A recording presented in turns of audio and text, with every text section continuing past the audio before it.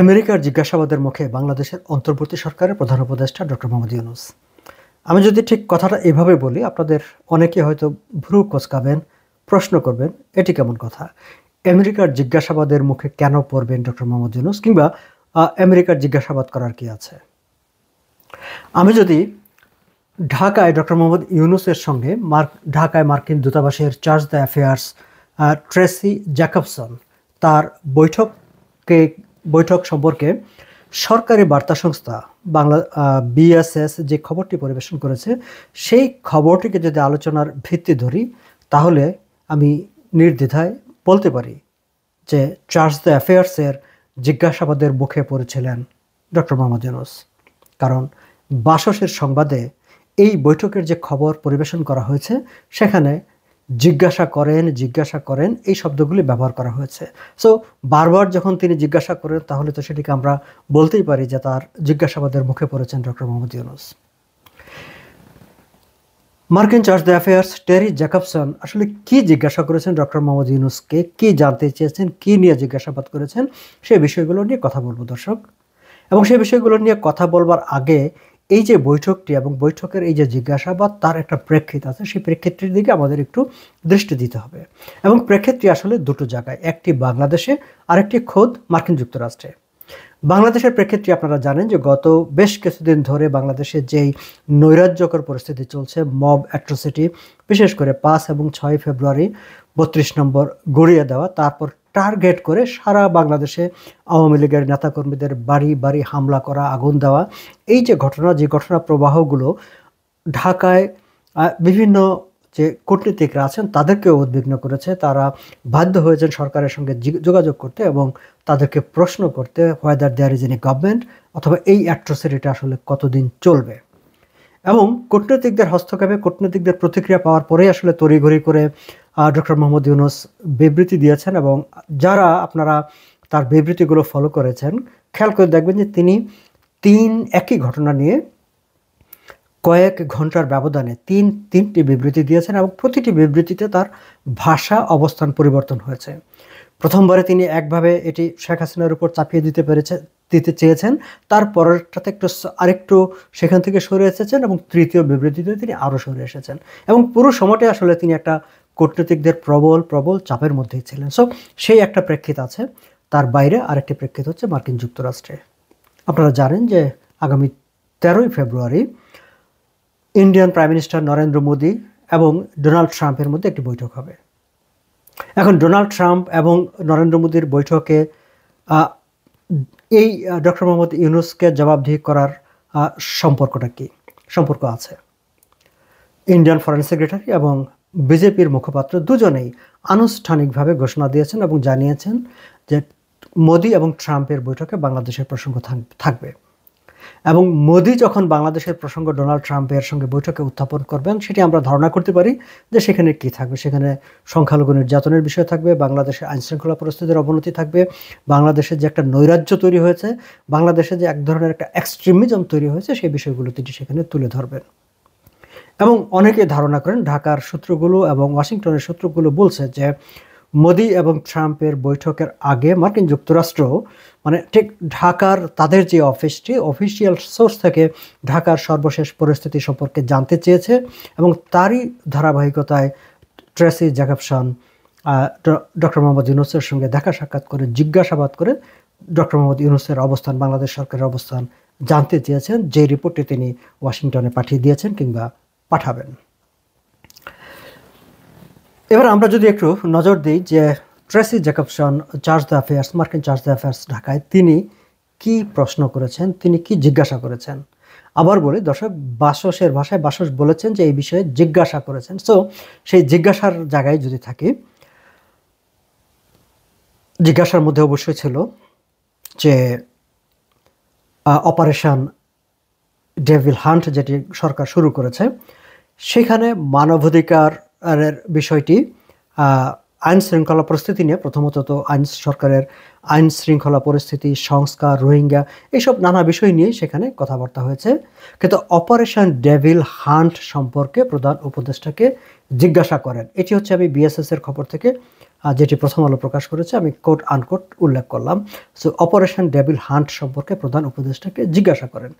দর্শক, operation devil hunt, devil hunt এই শব্দটি নিয়েও কূটনীতিকদের মধ্যে, আমাদের মধ্যে যেমন এক ধরনের একটা প্রশ্ন আছে, জিজ্ঞাসা আছে যে এরকম একটি নাম কেন, এটি নিয়ে কূটনীতিকদের মনেও জিজ্ঞাসা আছে। তাদের মধ্যেও এই বিষয়টি নিয়ে আলাপ আলোচনা হয়েছে। কারণ এই যে ডেভিল হান্ট, ডেভিল বিষয়টি একটা ওয়েস্টার্ন, একটা রিলিজিয়াস টার্ম হিসাবে দেখা হয়, একটি ধর্মীয় জায়গা থেকে দেখা হয়। বাংলাদেশে 5ই আগস্টের সরকার পরিবর্তনের পর একটা ধর্মীয় উগ্রপন্থীদের হাতে ক্ষমতা গিয়েছে এমন একটি বক্তব্য, এমন একটি ধারণা পশ্চিমা কূটনীতিকদেরকে দেওয়া হয়েছে। ফলে বর্তমান সরকার যখন ডেভিল হান্ট নামে একটি আইনশৃঙ্খলা বাহিনীকে দিয়ে, যৌথ বাহিনীকে দিয়ে একটা অপারেশন পরিচালনা করে এবং সেটির নাম হয় একটা ধর্মীয় আলোকে, তখন তাদের মনে সেই যে ধারণাটি দেওয়া হয়েছিল সেটির ব্যাপারে এক ধরনের একটা ভিত্তি তৈরি হয় যে তাহলে কি বাংলাদেশ আসলেই ধর্মীয় উগ্রপন্থীদের হাতে চলে গিয়েছে কিনা। Charge d'affaires Tracey Jacobson এই বিষয়গুলো নিয়ে তিনি ঠিক এই প্রশ্নটি করেছেন কিনা সেটি আমরা জানি না, কিন্তু তিনি প্রশ্ন করেছেন মানবাধিকার রক্ষার প্রশ্নে, যে এই অভিযানের কারণে নাগরিকদের কিংবা বিরোধী দলের মানবাধিকার লঙ্ঘিত হবে কিনা। পশ্চিমারাও জানেন, ট্রেসি জ্যাকবসন নিজেও জানেন যে কী পরিস্থিতিতে এই যৌথ বাহিনীর এই কর্মসূচিটি শুরু হয়েছে। ডেভিল হান্টিং সরকার শুরু করেছে আসলে যখন পুরো দেশে একটা নৈরাজ্যকর পরিস্থিতি শুরু করেছে, তার বিরুদ্ধে কিন্তু সরকার কোনো ধরনের পদক্ষেপ নেয়নি।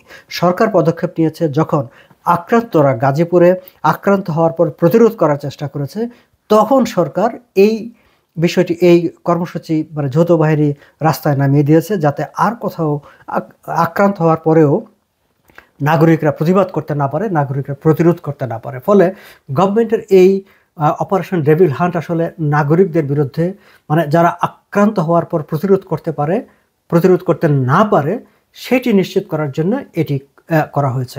সো এরকম একটি ব্রিফিং কূটনীতিকদের কাছে গিয়েছে নাগরিকদের কাছ থেকে, তাদের নিজস্ব সূত্রে এবং তাদের অবজারভেশন থেকে। ফলে ট্রেসি জ্যাকবসন যথার্থই প্রশ্ন করেছেন যে এই যে অভিযানটি শুরু হয়েছে অপারেশন ডেভিল হান্ট, এতে মানবাধিকার লঙ্ঘিত হচ্ছে কিনা, লঙ্ঘন হবে কিনা। সরকারের পক্ষ থেকে প্রধান উপদেষ্টা আশ্বস্ত করেছেন যে কোনো মানবাধিকার লঙ্ঘন হবে না, কিন্তু তাদের যেটি অবস্থান সেটি তো তারা জানেন। তার আরও একটি প্রশ্ন ছিল, তারা নতুন সরকারের অধীনে নির্বাচন অবাধ, সুষ্ঠু ও অন্তর্ভুক্তমূলক হওয়া উচিত। দর্শক, এই জায়গাটায় কিন্তু ট্রেসি জ্যাকবসন আর প্রশ্ন করেননি, তিনি মতামত দেননি, তিনি সরাসরি তার একটা মানে অবস্থান তিনি জানিয়েছেন যে ডক্টর মোহাম্মদ ইউনূসের অধীনে বা অন্তর্বর্তী সরকার যে নতুন নির্বাচনটি করতে যাবে সেটি ডক্টর মোহাম্মদ ইউনূসের অধীনেই হোক কিংবা আলাদাভাবে কোনো কেয়ারটেকার গভর্নমেন্টের অধীনে হোক, যেহেতু ডক্টর মোহাম্মদ ইউনূসের অধীনে নির্বাচন সুষ্ঠু হবে না, নিরপেক্ষ হবে না, এরকম একটি ধারণা মানুষের মনে তৈরি হয়েছে। বিএনপি মহাসচিব মির্জা ফখরুল ইসলাম ইতিমধ্যে সংশয় প্রকাশ করেছেন।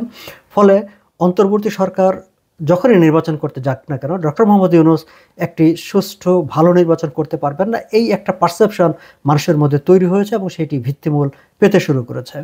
কূটনীতিকদের কানেও এই বিষয়টি গিয়েছে যে মানুষ এখন বিশ্বাস করে যে ডক্টর মোহাম্মদ ইউনূসের ব্যবস্থাপনায় আসলে কোনো ভালো নির্বাচন হবে না।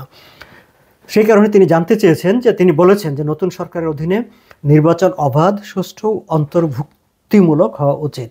ইনক্লুসিভ একটা নির্বাচন তারা চায় মার্কিন যুক্তরাষ্ট্র। এই যে ইনক্লুসিভনেসটা কি দর্শক?